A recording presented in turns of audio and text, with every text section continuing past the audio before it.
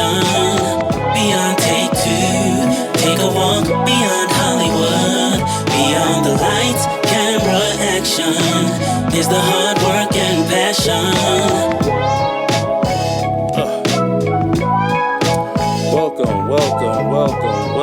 This is the Beyond Take Two podcast brought to you by Beyond Hollywood International Film Festival.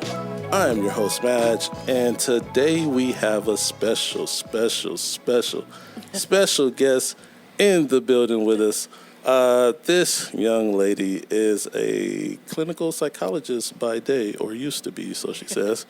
But now she is an actress, producer, writer, director, and a finalist for the Beyond Hollywood International Film Festival 23 for Best First-Time Filmmaker. That's what it was.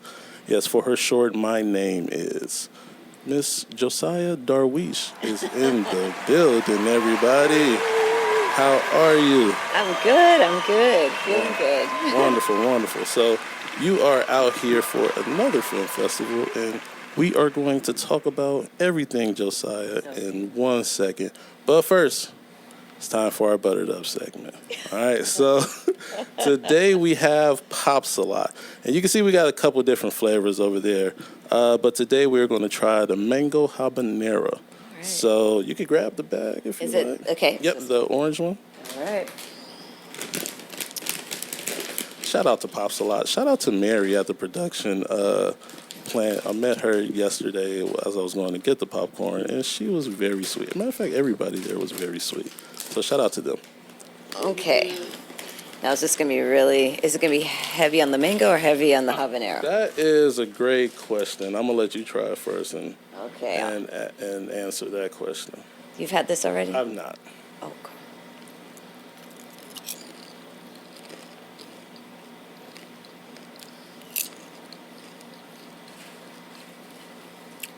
How you feeling about it?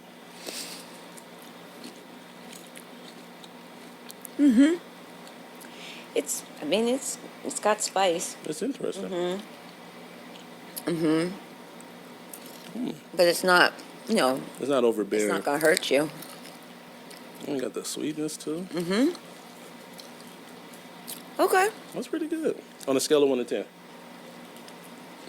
10. Let's give it I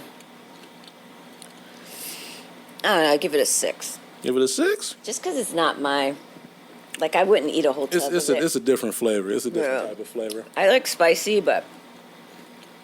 What do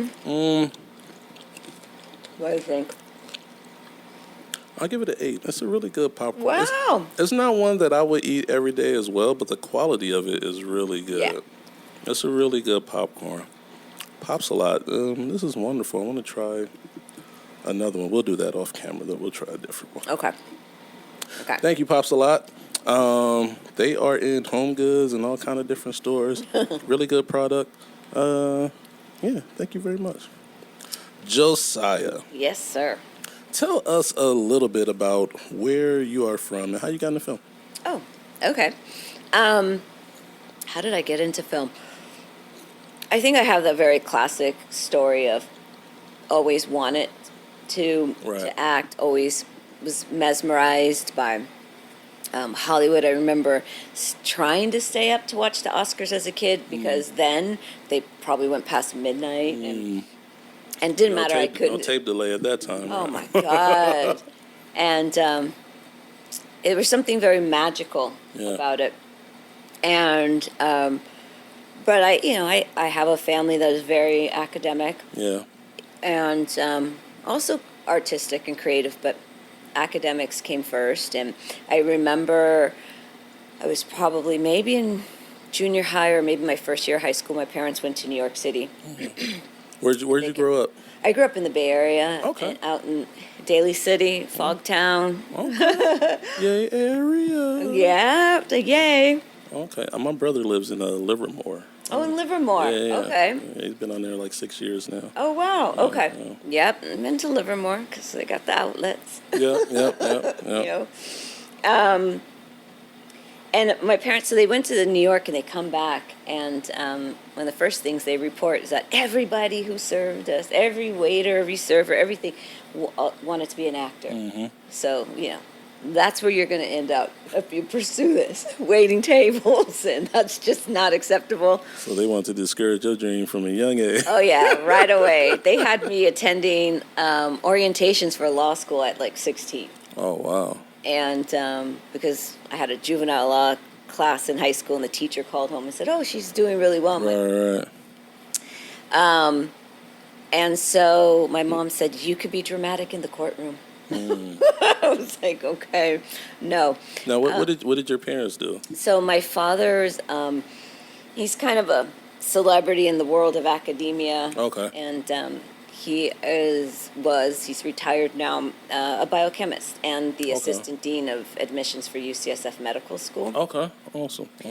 And my mom was a dancer. She had her own dance company. She was a dance teacher. Okay. And then she went on to get her double master's in education and cultural anthropology.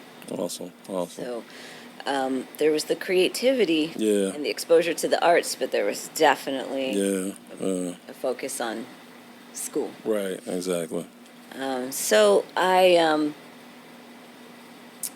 decided I didn't want to do law, and I loved kids, and I had a really amazing psychology teacher Okay.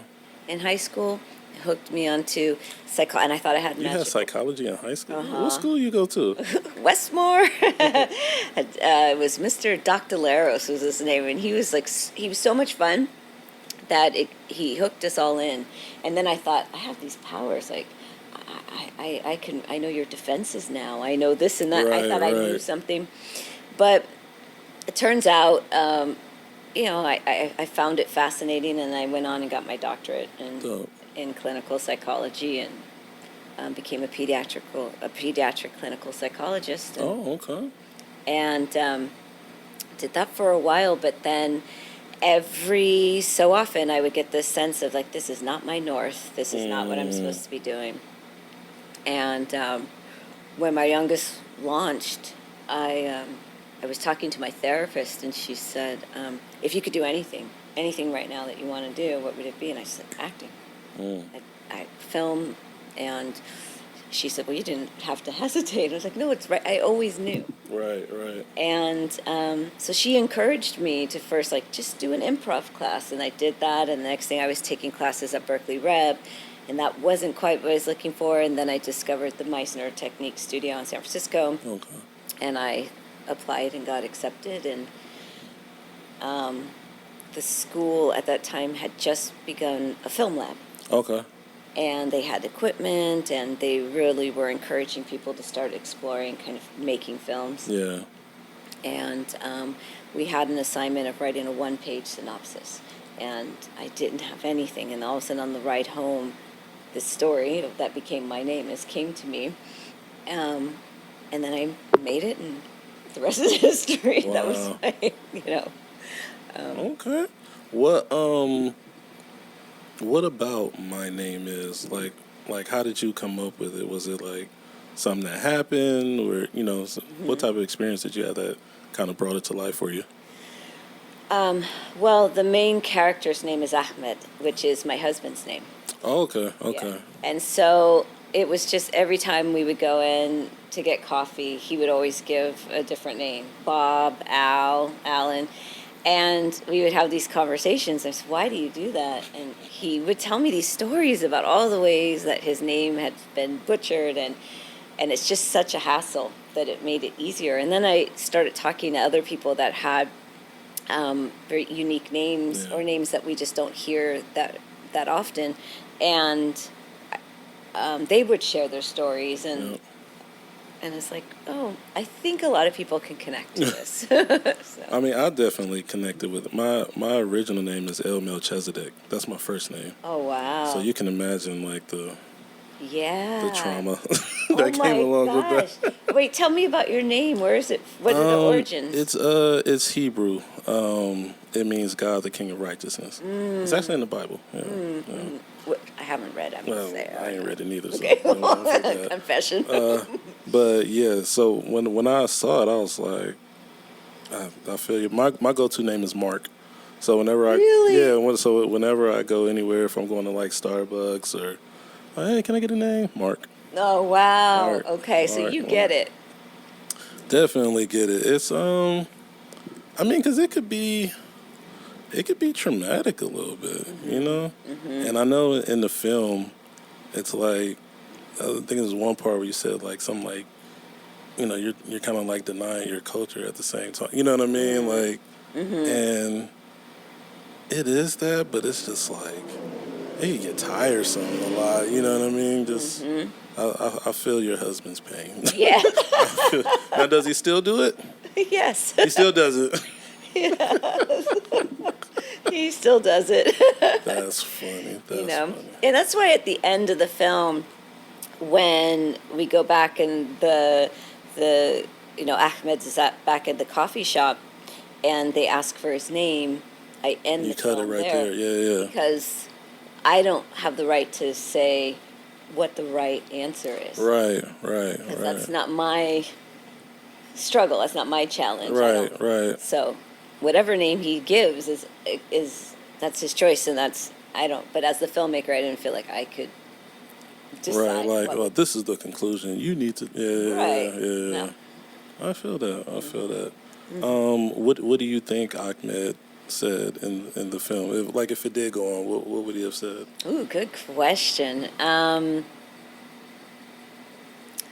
I don't know. I think that he would have, when he turns and he looks at the little boy, and he sees himself. It's almost like maybe I can be that example for him that I didn't have, and so I imagine he said Ahmed. And then maybe he just forget it. It's just Al. I don't know, but I imagine like he tried. Because he gonna try, and they're gonna be like, "What?" Yeah. Al. Just forget it, Al. Al. Yep. See, I did my best, Elizabeth. Elizabeth, Lizzie, right? yeah, I did yeah. my best, Lizzie. Yeah. I tried. That's funny. So, you've been on the festival run. How has it been going for you? I mean, this is your first film, kind of like your first go round, just introducing yourself into the world of film and everything that comes along with it. How has the journey been? Well, let's see. It started off where there was such a sense of accomplishment of finishing this project. Yeah. Because I don't care whether your film turns out being good or bad. Right. It was hard to make. Right. You got to complete it. Got to complete it, and guaranteed it was a journey. Yeah. Now, how long did it take you to get from like inception to creation, I guess?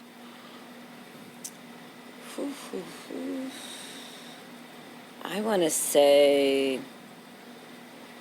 year and a half. A year and a half. Yeah, I'm writing it, then finding someone that helped me just rewrite it and just kind of learn. That's a whole other skill. Yeah, writing the screenplay.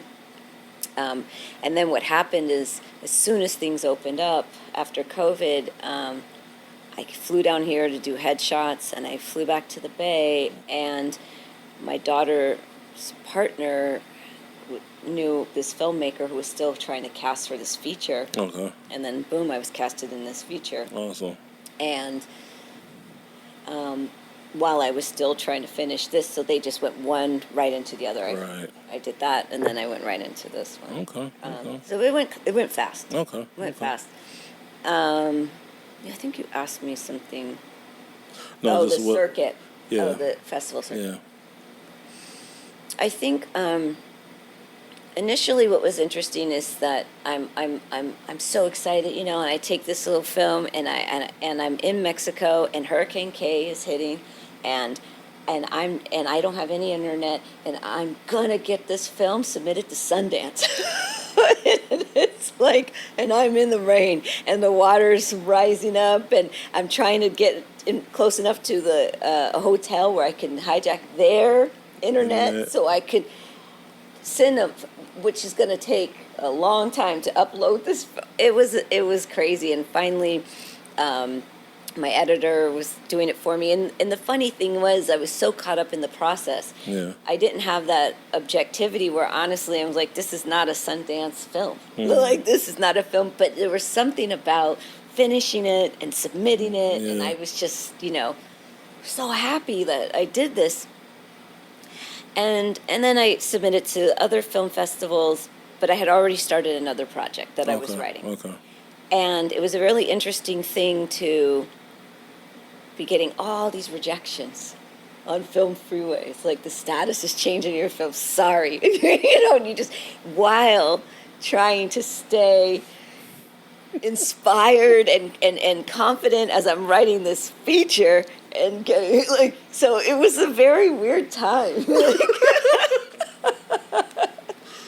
Oh man! How many festivals did you submit to? I submitted to, I want to say 38 festivals. 38, so almost 40. Yeah, and all the big ones came in front. And it was, of course, no to Sun, no to okay, all right, no, and and then I'm at my computer. I can do this. Wait. How fast did they reject it?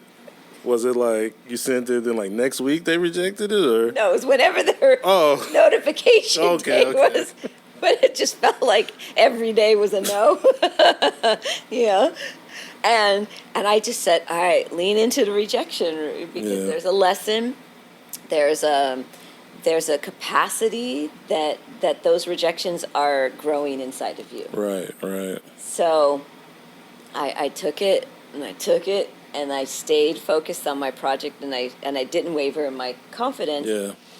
The first, and then I got into some festivals, and I thought it was maybe a hoax. I was just like, well, no, what are you talking about? Oh, you should also submit your film for this category and this category. You just want my money. I got real suspicious, what is going on here? And so it was just all over the place. Yeah. And the first in-person festival I did was Beyond Hollywood. Oh, okay. All right, awesome. And I'm okay like this, talking to someone, but big spaces with lots of people. Yeah. And I'm more introverted than extroverted. And that was kind of daunting. Really? I got on that red carpet. I was like, oh, this is fun. It went away. It was like I had this wonderful experience at the festival. Dope. Really, and it really kind of set the bar because I'm at the current festival, going it doesn't have this, or it doesn't feel like that. There's no panel. There's I was just comparing it to yours. Compare and contrast. Yes. So you better come to Beyond Hollywood. Yes, it's a good time. Definitely. We're gonna have a better time next year too. I hope you come next year. Oh, I hope so. Yeah, definitely. What so ours was your first one. Yeah, that I went in person. Yeah. That you went in so the other ones were online? No, the other ones I or you just I just didn't make go, it? and there was some my producer went to. Okay. And, but also because I'm back and forth between Baja and Wait, you said Baja? Baja.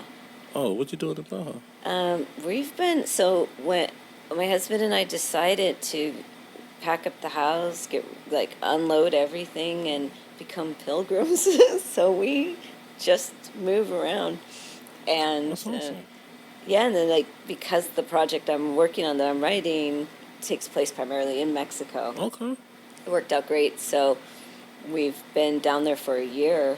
We go down, we come back to visit, and we're just back down there. So you're living in Mexico right now, pretty much? Pretty much, yeah. That's awesome. Yeah. What's up? Now, why Baja? Because of the project, I said we've got to be 2 hours, either by car or by plane, wherever we start off. And I live by faith, and I just kind of put it up and felt pulled to this little town called Loreto. Okay. And turned out it was perfect. Awesome. It was perfect, and we love it. And from there, we've already gone to Mexico City, to Veracruz, and traveled around a bit and went on the journey that my protagonist goes on, so I could kind of see what she sees. Oh, okay. So are you still in the writing process, or have you finished it yet? I'm still in the writing process. Okay. It's kind of, you get so far and then a new idea, and I'm having a hard time with that whole notion of just the vomit draft and you just let it come out. That part of my brain that was overtrained by academia wants to. Right, perfect it. Yeah. But I'm happy because after the time in Mexico, it changed the story. It dropped deeper into my heart. Okay. In a very visceral kind of lived way, so I could tell it differently. Can you tell us a little bit about the story, or are you trying to keep it close to the vest right now?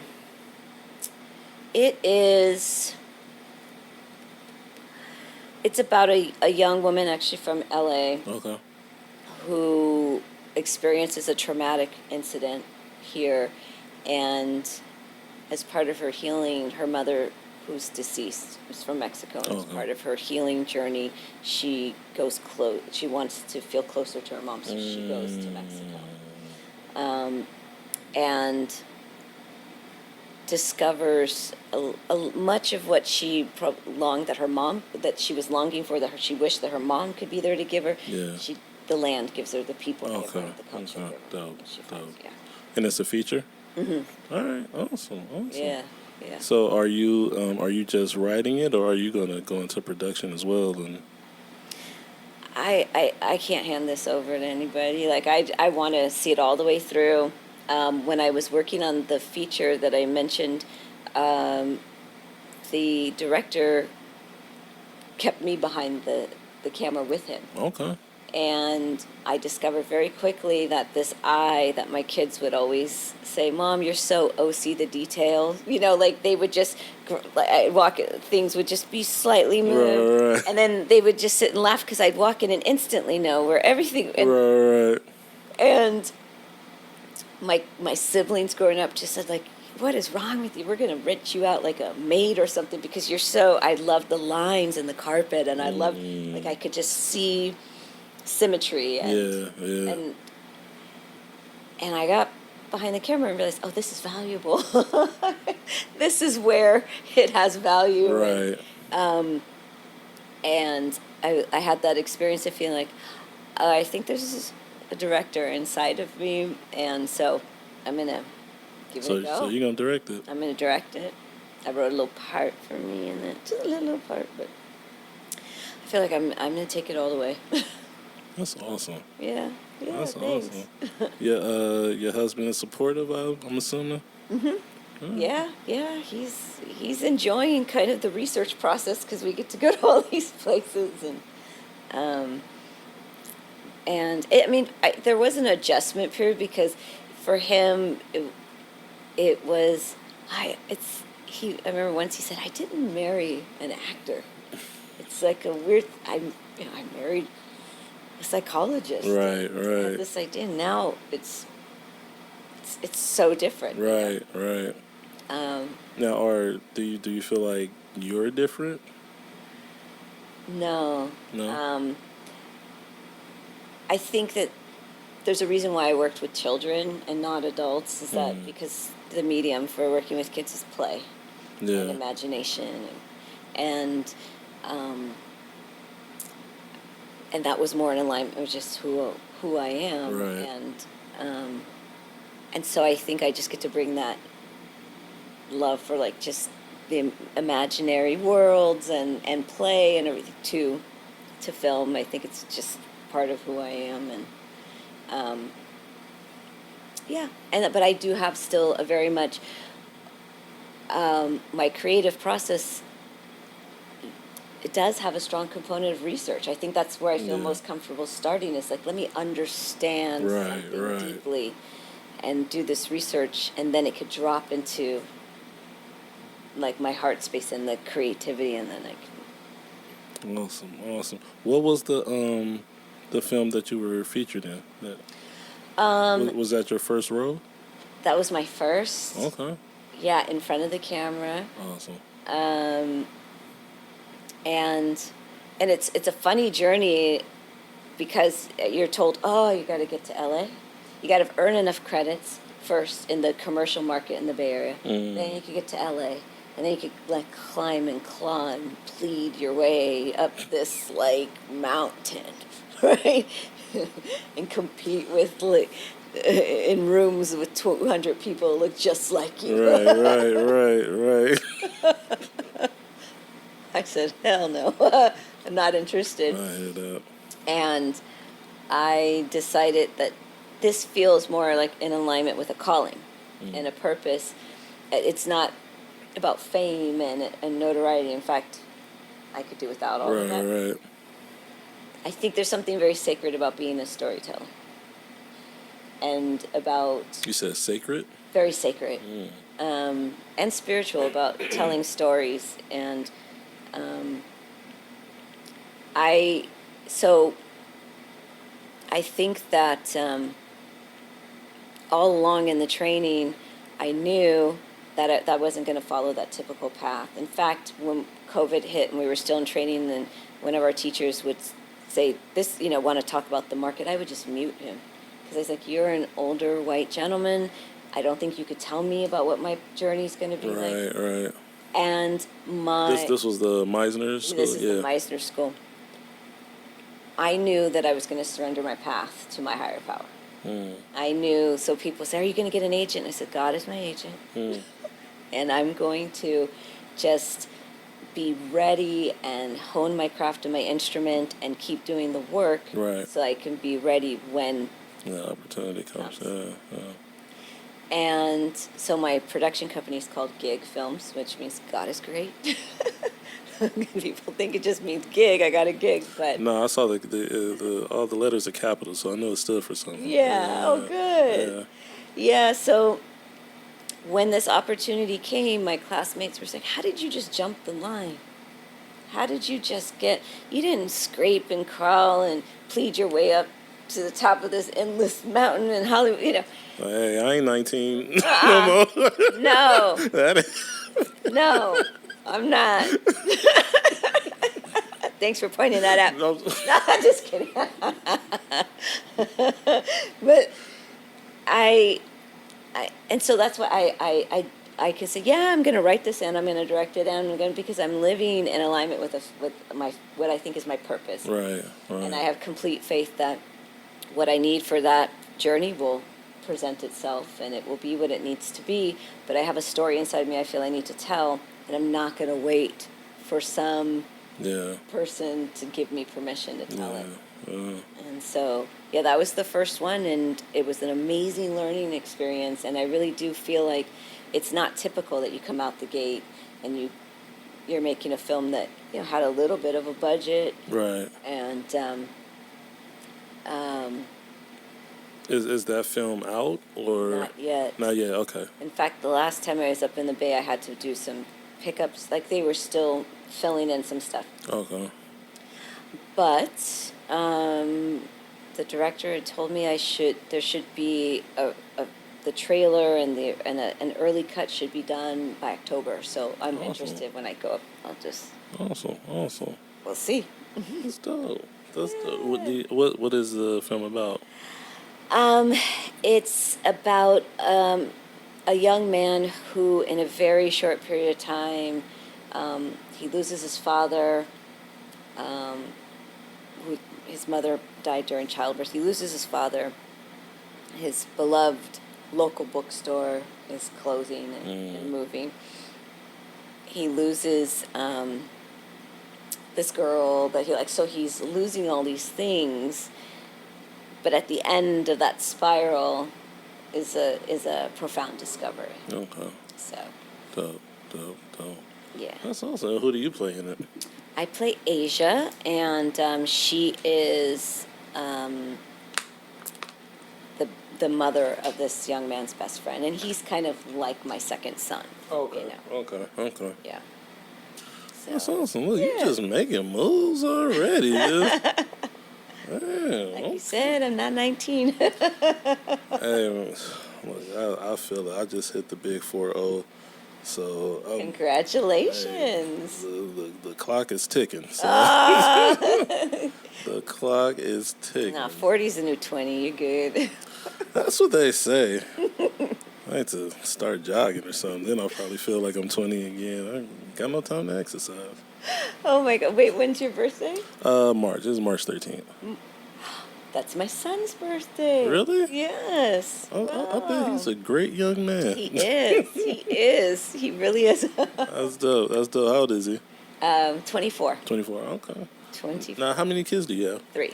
3? Okay. And he's the baby. Okay. Yeah. Okay. So I have my oldest is in her 30s. Okay. And then I You have got a 30-year-old kid? 30 something. Like yes. How old are you? Okay, all right. I was okay. 72.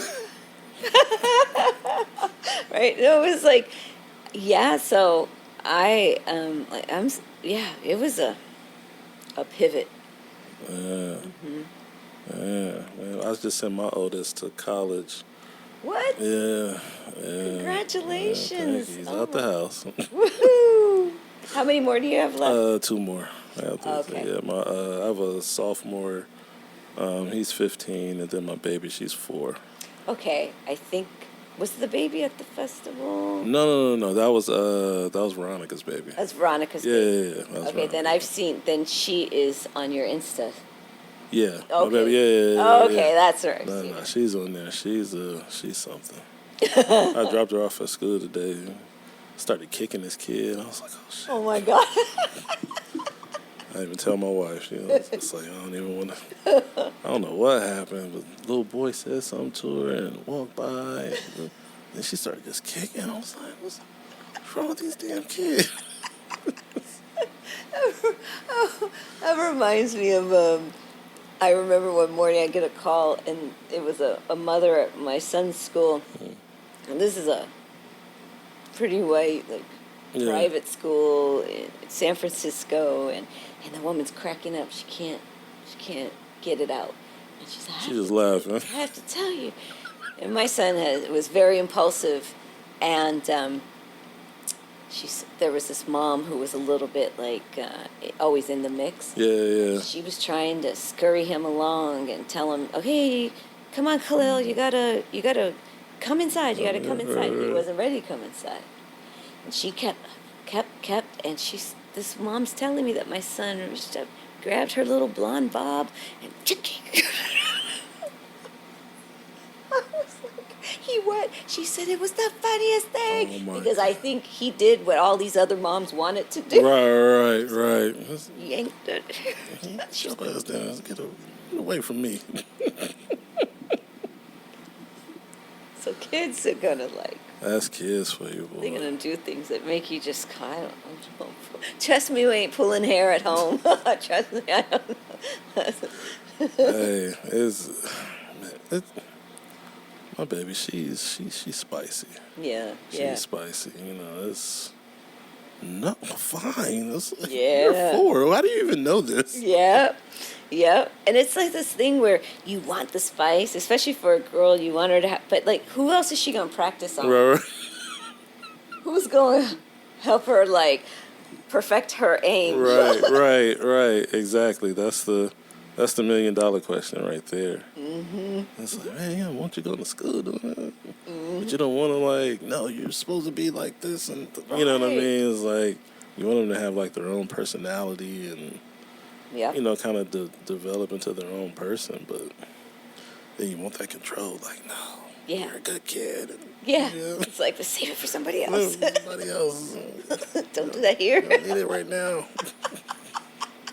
Yeah, it's the hardest job you'll ever do. Now, as a clinical psychologist working with kids, what was it like kind of raising your own kids but having like that knowledge?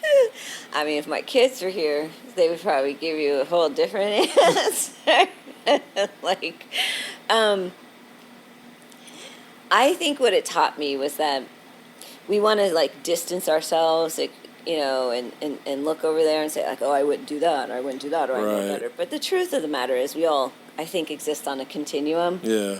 And we all kind of fall at different times and under different circumstances at different points on that continuum. Yeah.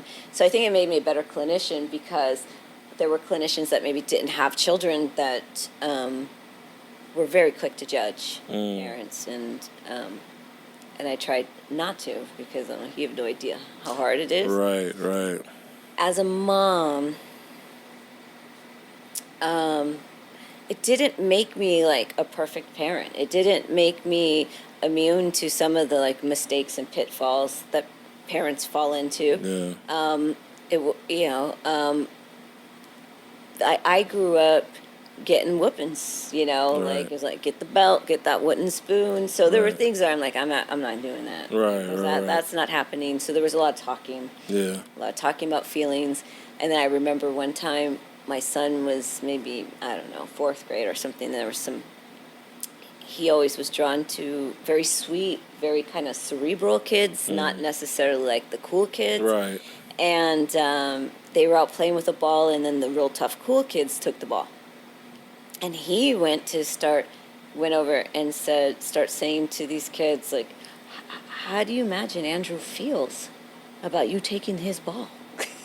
How do you think, do you think that was a nice thing to do? Right. And I realized my son's going to get socked in the jaw. My son's going to get knocked on his... Somebody about to drop him on his... While he's talking about feelings. Wait, like, it was... So the pendulum, it swung too far. I'm like, boy. Oh, well, hopefully he didn't get beat up that No. And he was a very, very talented martial artist. Oh, awesome. But it was complicated, because you want to prepare your kids for the real world, Right. but you also want to leave room for feelings. And then there's just real limitations of maybe knowing or wanting to do something, but just not having the internal resources to do it. Like, I really want to listen, but I can't. Not right now. Or I really want to, okay, my understanding and my patience have run out. Right. So it was still a journey, and my kids described me as medium. They go, Mom, you're medium. I said, what does that mean? They said, you're not strict. Like, you're not really strict, but the rules you do have, you really expect them to be followed. Right. But then other than that, you're just kind of like, yeah, you're medium. Medium. I'm like, I'll take that. I think we call that loving but firm. Right. Not too crazy, but you ain't a pushover neither. So. No. I hear that. I was raised by a black mama. It's like at a certain point, it's like she comes out and like, what'd you say? So. Yeah. Trust me, I know I done got plenty of switches off the tree, and, all that good stuff. I used to try to lecture my parents, like, it's like, you do realize that we turned out okay in spite of your whoopings, not because of them. In spite of them. Now, how do you feel about spankings? Because I get on TikTok sometimes, and then sometimes you'll get people talk about like abuse and how whoopings is derived from slavery, and all you're doing is what the slave master did, trying to get your kids in check because of this, and this whole psychological thing. How do you feel about it? Let me get my popcorn for this. Okay.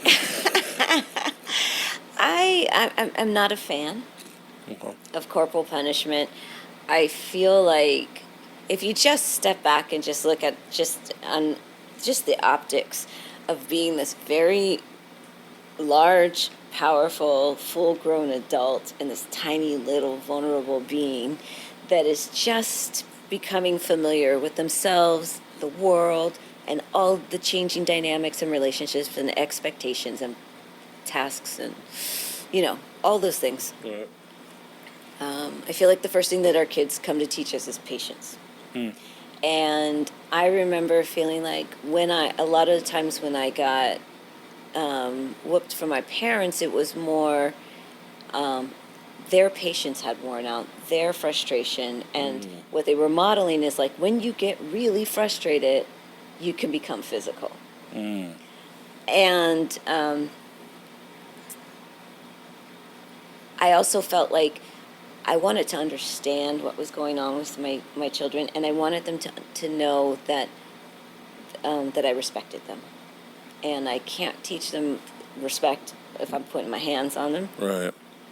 So when it came to raising my voice, or it came to spankings, which we called pow pow, like or something, I saved it for things that were life-threatening, like maybe moving to put something in an outlet or something. No, you don't do that. So Right. that it was something memorable, because I felt like if you're going to discipline, there's got to be a component of teaching. Right. It's to teach. And there's levels to it. It's level. Everything can't be a 10. Yeah. No, and I feel like I got smacked for doing the same thing over and over, because the part that was missing was, here's what you should do instead. The teaching part. And I remember how I felt. I remember there was a sense of humiliation after having to drop your pants and get whipped with a belt. Right.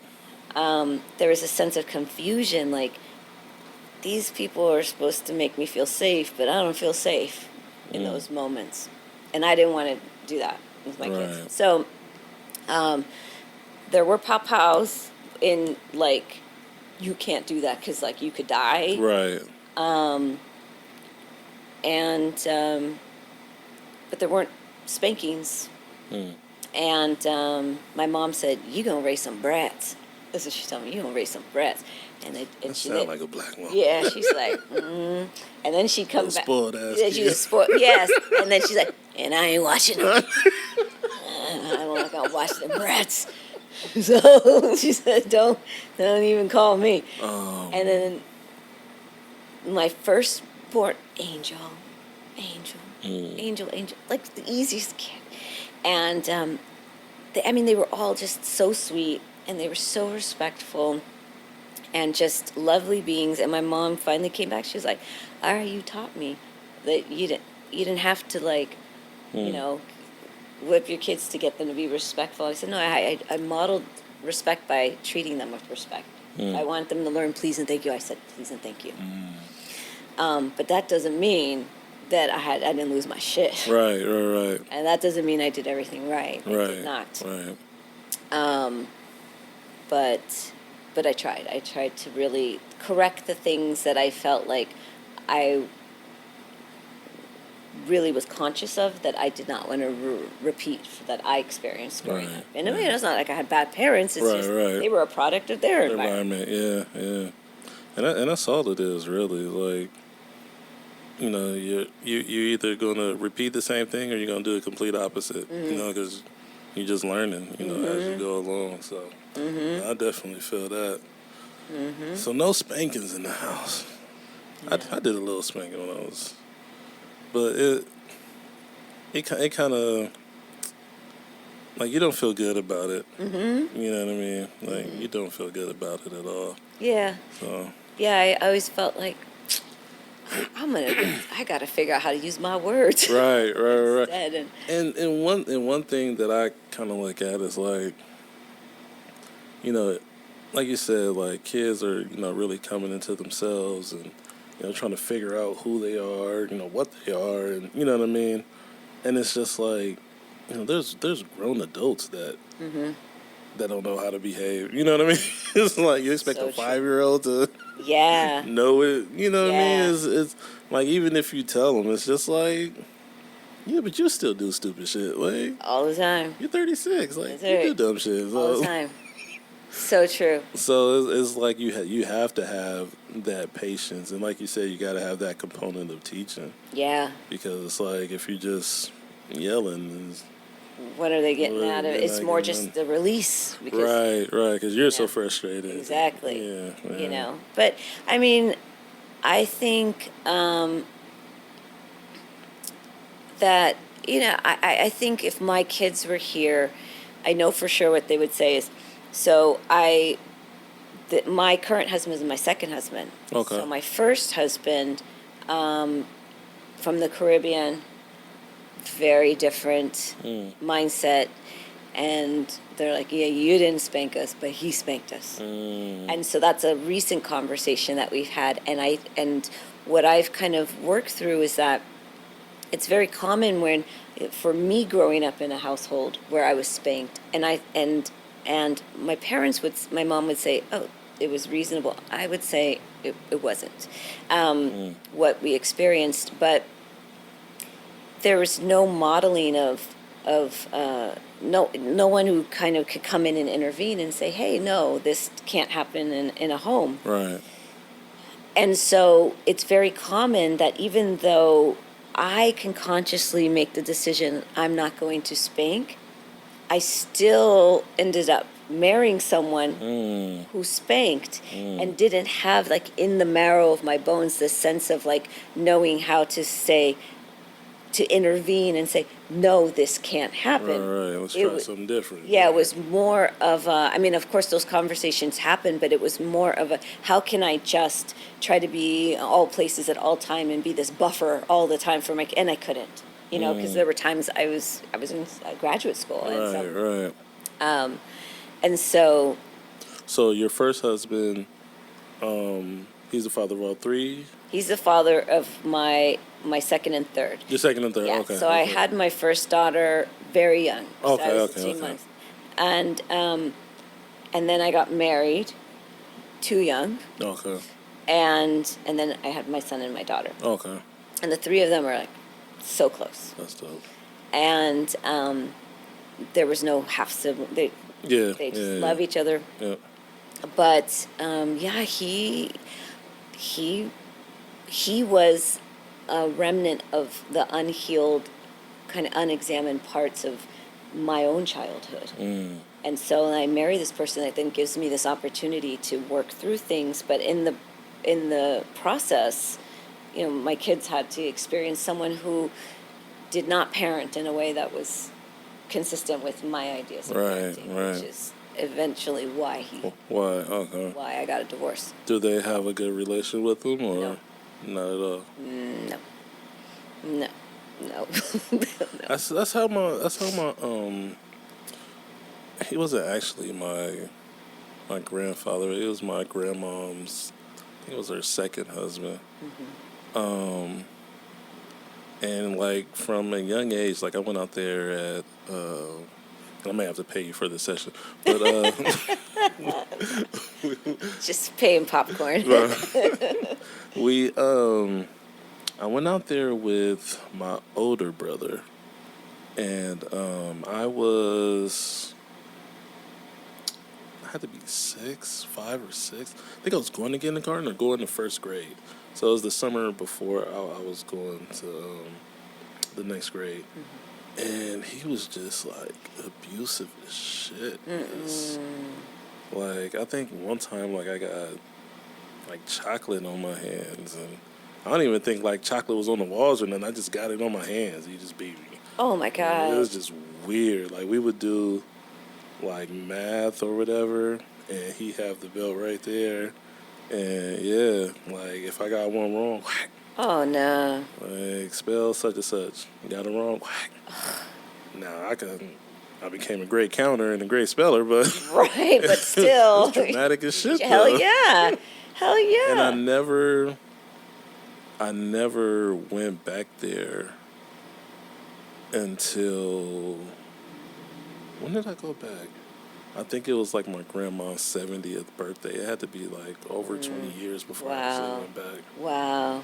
And, he had passed away a couple years after that, but, I think it really, like, affected, like, my relationship with my grandma and everything. You know what I mean? It was just, Yeah. I've just now really, like, had, a good relationship with my grandma. Yeah. You know what I mean? Like, I'm glad you guys were able to heal that. yeah. You know, because I'm sorry you went through that. That's terrible. It's crazy. It's terrible. No child should go through that. Yeah, but it's just like you said though, it's just, you know, when you come from something to where you think that's the only way, and you know, obviously now we have more access to, you know, just everything. So, but for that time, it was just like, this is what I know. This one, Yeah. you need to learn how to count, and this is the only way I know how to teach you how to do it. So this is what I was gonna be done. Right. Oh, shit. Right. But it's like, if you think about that as an adult, it's like, what if your employer or your boss or your superior, it was like, you know what I mean? It's like, write that memo. You know? It's like, get that That would be proposal. that's probably why I don't have a job now. So Left its mark. You're like, oh, Hey. hell no.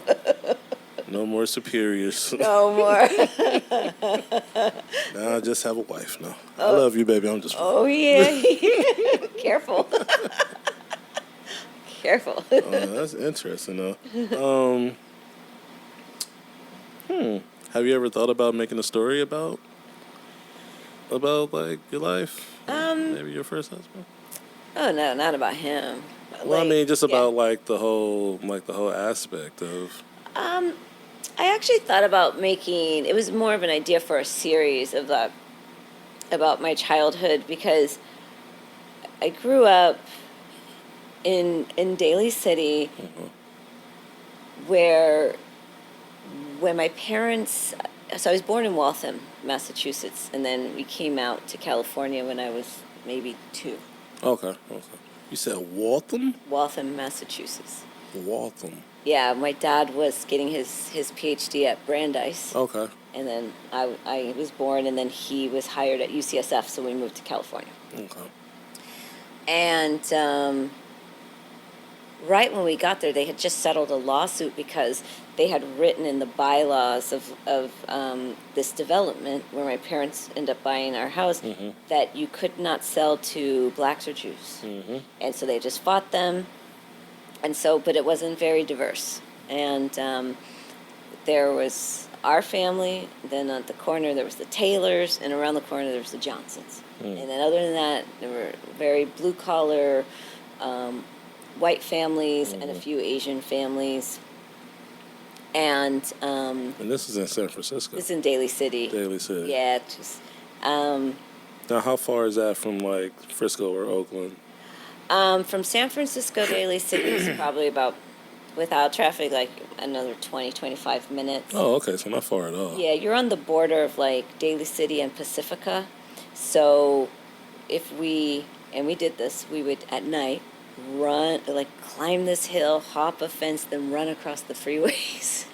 And then we'd end up in I know, so crazy with the things we did. End up in Pacifica, which is then right on the ocean. Okay. So it was very foggy. So Daly City's very, very foggy. We call it Fog Town. Okay. And had a very large Filipino population. So everyone would say, oh, the fog is the steam coming off the rice cookers. That's what we used to say as kids, yeah. It's a fog town. But we're proud of our Filipino fog. I know, you know. And It's some racist shit. That's okay. And so growing up, people didn't know what I was. When I went to high school, you know, it pulled from different areas, so there were more African American kids there than I actually had in my neighborhood. I grew up in a household with of academics, so we were exposed to a lot. We spoke a certain way, and my parents just made sure that we were exposed to the arts and to all sorts of music and culture and literature, and the guests at our house were, scholars from around the world, kind of thing. But our neighbors were, mechanics and really, really racist, and really some of them they didn't expect to have a next door neighbor Black that neighbors, was right? Yeah.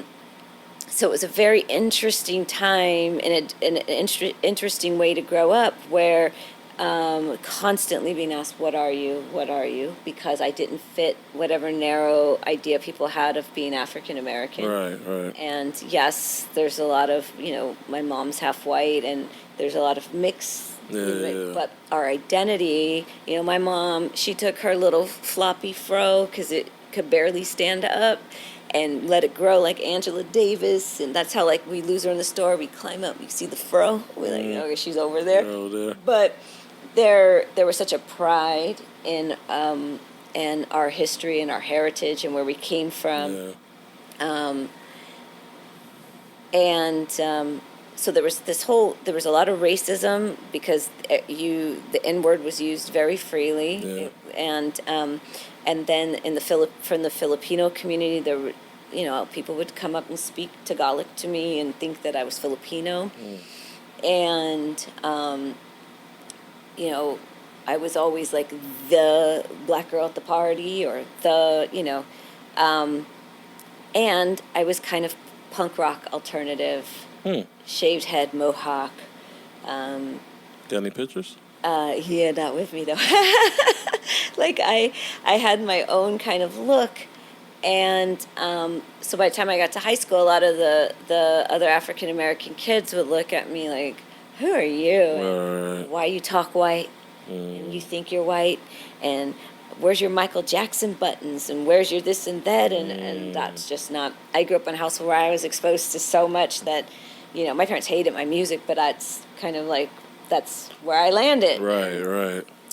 And so I had thought of this idea of Fogtown Oreo, like this kind of, because that's what I was seen as, that you're white on the inside. And in fact, I came from a very Afrocentric household, and had tremendous pride in my heritage. Yeah. But because of how I looked and how I spoke and my taste, and just my own sense of self-expression. Yeah. I really was an N of one. Like, there was nobody else that kind of looked like me, and all my friends, and we'd go to the city, tourists would pay us to take our photos because we were like mohawks and dyed hair and like. Did you have siblings? I have siblings. Okay. I have 3 siblings. Okay. And what were they? Did you all just kind of have like your own thing going, or? Yeah. Yeah. Well, yeah, the oldest, she was more like Sting and Journey, and Okay. and then the next one was more like she loved Cheech and Chong, Prince, and was it Confunk? Who sings Atomic Dog and I won't say Boosie Collins. Is it Boosie or George Clinton? maybe, I don't know, but she was more into funk, and Okay. and then my brother, who's the youngest, he came out. He's ACD, Metallica, like, but he kind of looks like Brad Pitt. Like, if you look at certain, he's got green eyes and blonde hair, and but he was rocking the Terrence Trent D'Arby. I don't remember Terrence Trent, where he had his like single cornrows, and he was like, he had his vibe. Eventually, he did the Kid and Play flat top, and then he did the. So he had his, and my dad would look at me. My dad would look at him and say, "I wish we never moved to California." What did it do to me? I wish we stayed our asses in Chicago, because that's where they were from. He just blamed it all on California, that his kids turned out like this. I mean, not the older two, because, but. Well, I mean, I'm pretty sure if he would have moved to L.A. or Compton, it probably would have been in different. Yeah. Yeah, but yeah, he didn't understand. He was like, I don't know. So what was it like just kind of growing up in that environment? I mean, it seems like the racism was kind of prevalent. Mm-hmm. If you don't mind me asking, like, the decade of this, I know you. You clever. I'm just trying to get a sense of like where we're at, because I mean, I know like during the times late 80s. It was like, I grew up before the late 80s, but I was in like high school, so 70s. So 70s, okay. 80s. So like, even in that time, there were like suburbs where they told like you couldn't sell to like black people? Well, yeah. So before we moved out there, yeah. So they had just lost the lawsuit, and that was removed, and then Oh, so they had just. Oh, okay, So okay, we okay, can move in. okay. Now let me ask you this: Do you think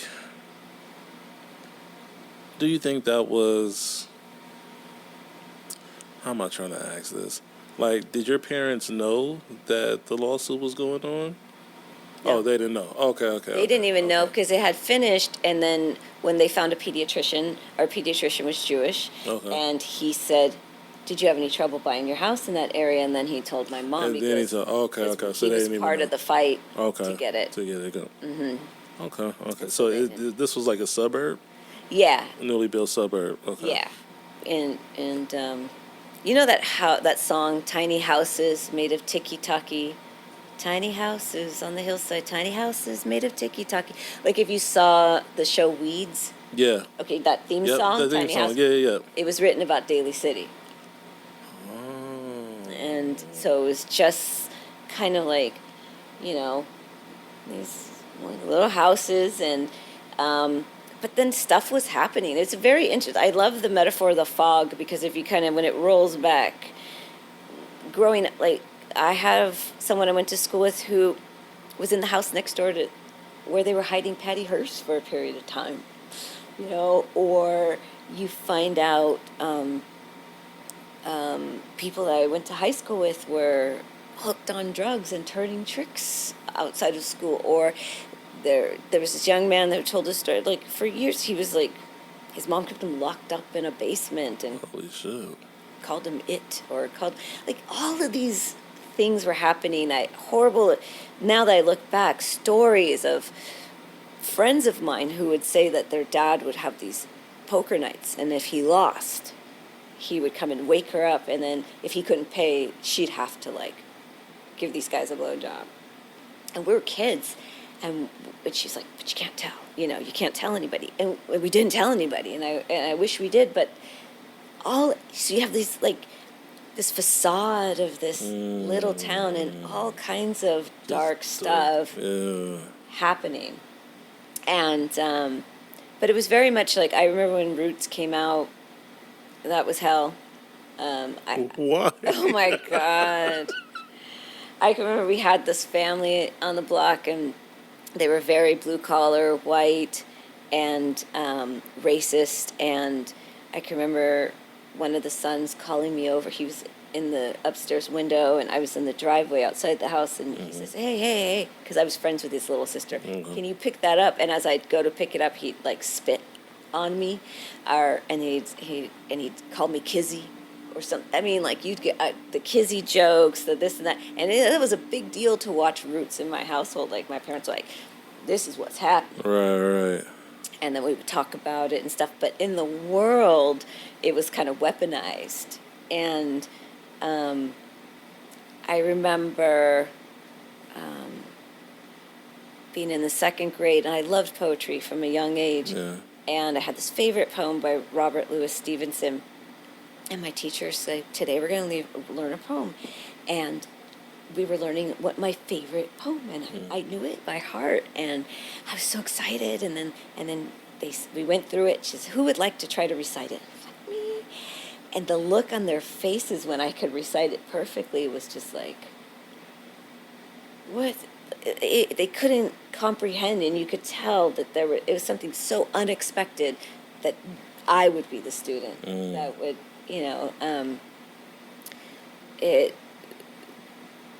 you just felt the gaze. And I remember being in high school being told that, like, the same stuff they're saying now, like slavery wasn't that bad.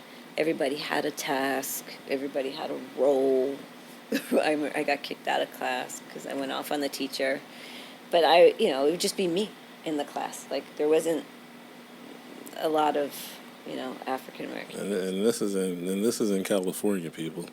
Yes, right outside of San Francisco. Right outside of San Francisco.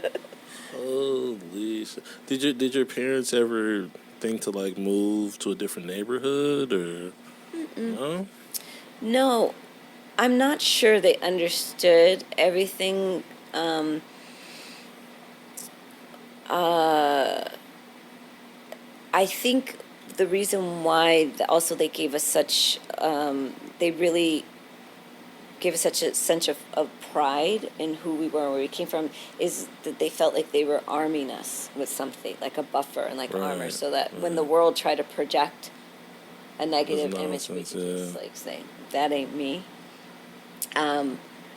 It made me very confused because I feel like on top of that, I was most targeted by other African American kids. Really? Oh yeah, and so the most fights I got into because there was this sense of like you're not black, or you're not black enough, or you're not like us. And so I remember coming home and saying to my parents, like, those are supposed to be my brothers and sisters. No, I like them the least out of everybody. And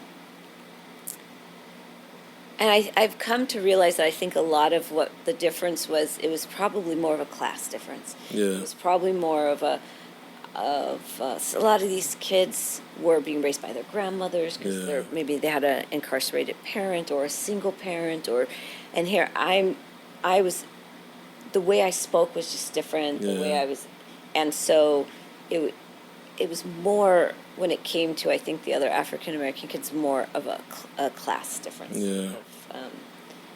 Of that explains kind of why we did not gel. Right. Yeah, I mean, and it seems like obviously like you're getting a completely different education than they probably received outside of the school. Because I mean, you know, the school is going to teach you whatever, but if you have that foundation at home and you know your parents are really keen on education, academia, and being pro-black and loving who you are, you constantly getting that. You know, you're being raised completely different than somebody that's in the hood. You're trying to survive. You're struggling. You wonder where your next meal gonna come from. You got, you know, influences that are, you know, terrible at times. Yeah. You know, it's a completely different environment. So yeah, they're your brothers and sisters, but. What Dr. Umar said. Gotta get rid of them for good.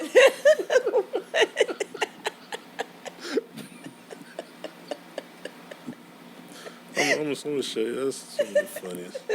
Shout out to Dr. Umar. He was funny. Wow. Okay. Yeah. So it's man, Yeah, it's been a journey, and that's a real journey. Yeah, and it's funny because circling back to like the experience of the festivals, that when I submitted the film to, I was like, I'll make sure I'm getting to all like black festivals. Yeah. No love. Shut up. No. I was so happy to be on Hollywood. I was like, oh my God, there's a black festival. And I'm here. Oh, I love you too. No love.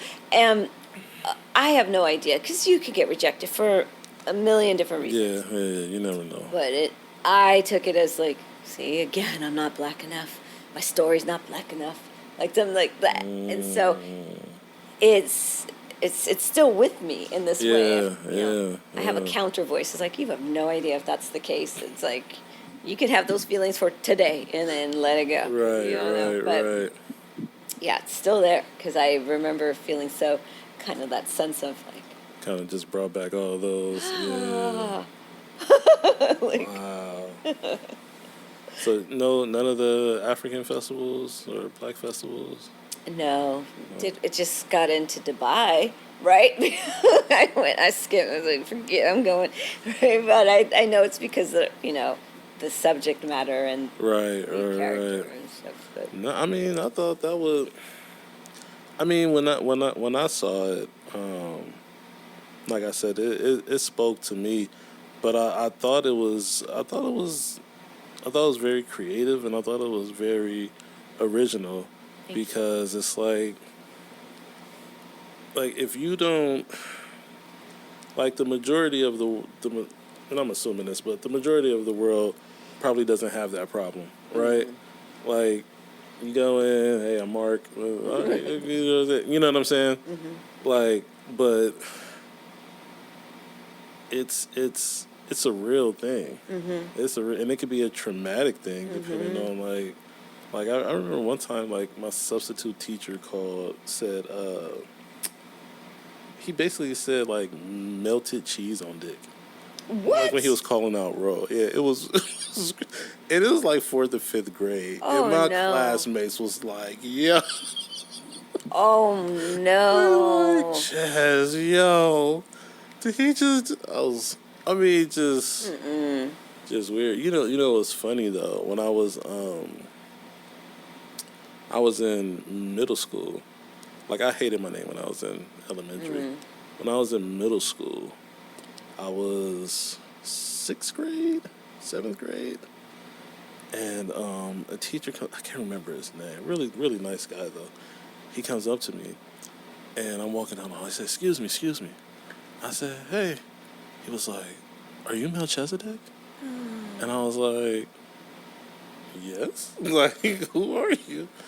And he said, hey man, look, I don't want to stop you like that, but you know, I was talking to one of the teachers and she told me your name. He was like, do you know how powerful that name is? Wow. And I was like, no. He was like, your mom or your dad, they never like told you about like why they named you that? I was like, no, my father had just passed away, and I didn't really have a relationship with him to begin with. I was like, nah, you know. And he was like, man, it's a powerful name, and you should be really proud when you. Wow. You know what I mean? Yeah. Like when you walk down, you should like tell people your name is Melchizedek. It's a beautiful name. Wow. And I was like, you're right. It is a beautiful. That's awesome. I love that. Yeah. So and like that was like kind of like the first time I took like pride in my name and was happy to say it. You know what I mean? That's a beautiful story because it just took one person. Yeah. One person to kind of turn that around for you. Definitely. Yeah. Then nobody called me Melchizedek. Hey, Chaz. What's your name, Chaz? Yeah. You know what I mean? Yeah. So, but it's like, it's a real thing. And, you know, I was lucky enough to have that experience, but, you know, most people probably don't. You know what I mean? And it could be traumatic. Yeah. Like to just go through the world and never hear your name said correctly. Right. And then all of the things that we take for granted when we have a name that's more common or more commonly heard. Right. Because in parts of the world, Ahmed's a very common name. Yeah. You know, but, and then that's where the whole part of, you know, where he says, I bet you they had like your name on all the hats Disney. and stuff. So, Disney, because it's like, I really could just, you know, find things and you can't. Right. Yeah. I remember trying to get like a little license plate keychain, and it's like, I don't even know why I'm looking. Yeah.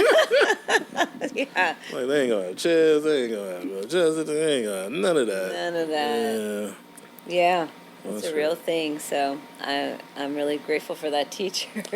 Nah, definitely. I'm grateful for him, too. He had a long-ass ponytail, too, which was kind of weird. You remember that? I remember the ponytail. I can't remember his name. He was a good dude, though. Jewish dude. Mm-hmm. It was a good dude. Yeah. Man, so how much longer do you have? How many more festivals for My Name Is do you have to attend? Or there's one that we actually won. It's coming up in Big Sur. I have to look when. I don't know. And I don't know what we won. I just got the win. You're a winner, like Laurel. And I even wrote them, like, what did I win? Because I didn't even remember what category. I don't know. I was like, how great. And then the one in Dubai is going to be online. So you don't have to go to Dubai. And that's it. Like I feel done. Yeah, I yeah. really kind of want to. On to the next one. Yeah. I feel. Yeah. Are you gonna do a festival run with that one as well, or? Absolutely. Okay. Yeah, and this one I think we'll get into Sundance.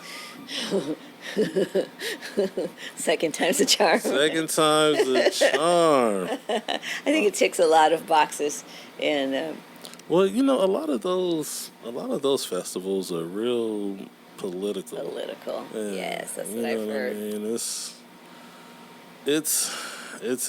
tough. Yeah. It is tough, and they get, you know, upwards of.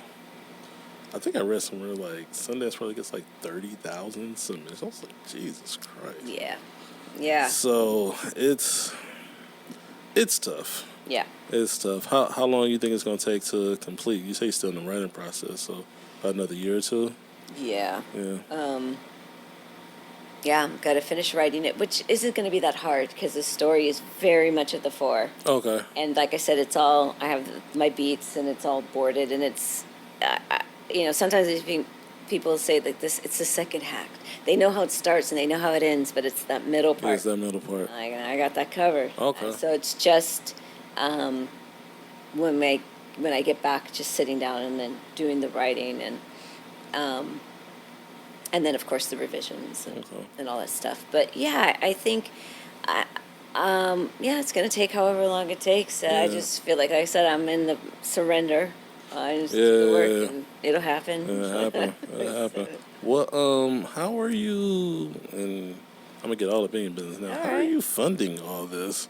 I got a tree in my backyard and I just shake it. You got that money tree? Just shake it. Just hop on the branch. And it's like it makes it rain.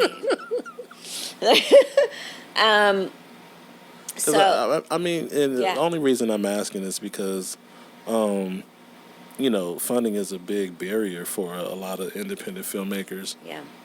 So I just want to get in your business All and right. see, you know. Happily. I'm lucky I have a brother who's very much on the cutting edge of like technology and things like that. And he came to us way back and said, there's this thing called crypto. And I didn't understand it that well. I still can't say I really understand it, but I saw an opportunity to, my husband and I said, well, what do you think your budget for your film will be?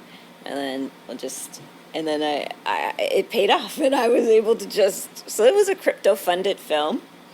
Not necessarily coins, but crypto mining and other things. Okay.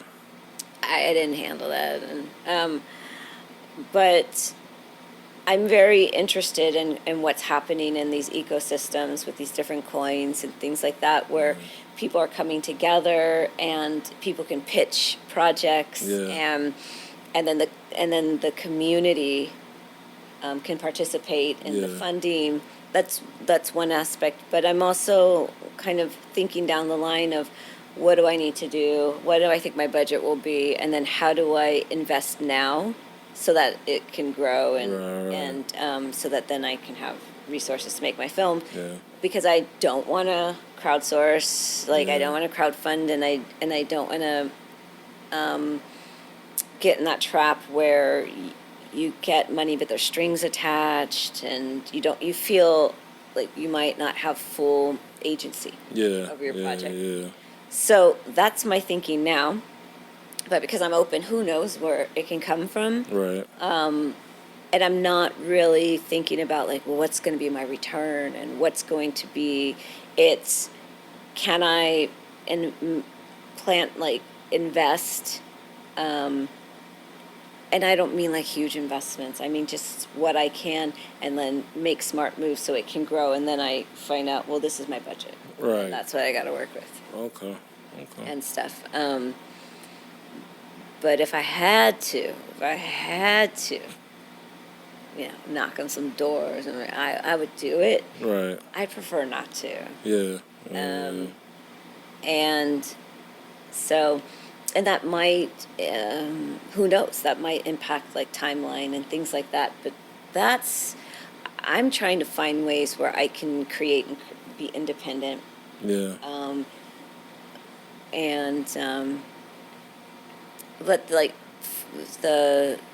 for the feature I was in, this director, he was able to get, I don't know, over 200 and something $1,000 just through going to friend, like, I mean, it's constant, like, we're in this, but, and he had a few people with deeper pockets and stuff, but that's impressive that he was able to raise almost $250,000 just through hitting up his community again and again and again. But that's my thinking. That's my plan. Is we have this new space that's forming. There's risks and and like I said, I'm not an expert, but luckily, someone very close to me is. Right. And so I can say, oh, right, if I only have this much seed money and I want to be able to film by this time, like, what do you think I should do? Right. He can help you out with it. And then figure it out. But I think it's a space that a lot of creatives should look into.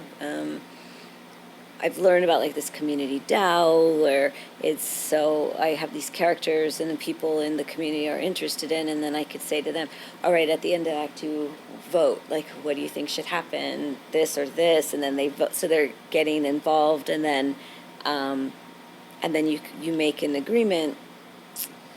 If this film makes money, 30% will go back to the community. And the community can look at this 30% and decide what project do they want to fund next. Right. With that. Or there's just different ways that I'm not at all an expert, but I'm very curious about the opportunities that space holds for creatives in terms of giving us, like,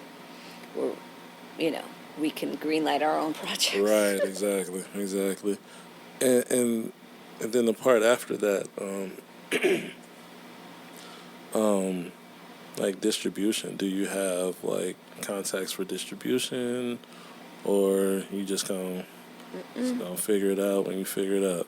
I'm gonna figure it out when I figure it out, and I feel like even that whole space with everything that's happening with the strike and the like, I don't even know what's gonna happen there. Right. The industry's really changing. Yeah. I'm happy that it tells a story that I think is going to really connect with people who are in the United States and then outside the United States. Right. Because it really is highlighting the Afro-Latino community. And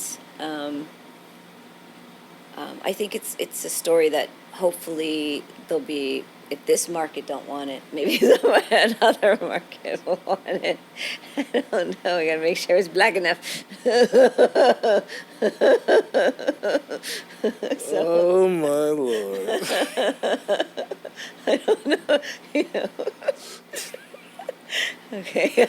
Josiah Darwish, everybody. Thank you for coming in today. Thanks for having me. It's been wonderful. The Beyond Hollywood International Film Festival is coming back April 24th to the 28th next year at the Regal at LA Live. Submissions are now open. Send us your features, your shorts, your documentaries, your pilots, screenplays, whatever you got. You can send it to, go to filmfreeway.com/BHIFF or go to our website at BHIFF.org. Whether you are listening on Apple Music or Spotify or watching us on YouTube, please make sure to hit that thumbs up. Hit that subscribe button. Let those algorithms know that this is the type of content you want to continue seeing. Want to say thank you again to Ms. Josiah Darwish for coming in for episode 31 of Beyond Take 2. It was a great conversation. Yeah, it was great. Oh, if the people want to follow you, get in contact with you, how can they get in touch with you? I'm on Instagram, just Josiah _ I think Darwish, or you'll find me. I'm the only one. I don't really, I'm not 19, so I'm not like big. Girl, give him your handle. You know your handle? So you got to spell it out for him. Oh, Josiah Darwish. Is that my handle? You gotta spell it out for Oh, it. sorry. Josiah, and then Darwish is Darwish on Instagram. There we go. Oh, no, it's underscore, right? I think there's a dash. I'm not sure, but I'm the only Josiah Darwish up on. Oh, I ain't even got my phone on me. I can't even check. That's how bad I am. Like, As soon as you type it in, you'll see her pretty face. Though. Oh, So make sure y'all follow her. And make sure y'all follow us at Beyond Take Two and follow the film festival at Beyond_Hollywood. As always, we appreciate you guys tuning in. Send us an email if you want to, beyondtake2@gmail.com. Let us know what you feel about it. Leave comments on our page on YouTube and on Apple and Spotify as well. We appreciate you guys. Always love each other. Love yourselves. Take care. And we will see you guys next week. All right. Peace. Beyond Take Two, take a walk beyond Hollywood. Beyond the lights, camera, action is the hard work and passion. Beyond Take Two, take a walk beyond Hollywood. Beyond the lights, camera, action is the hard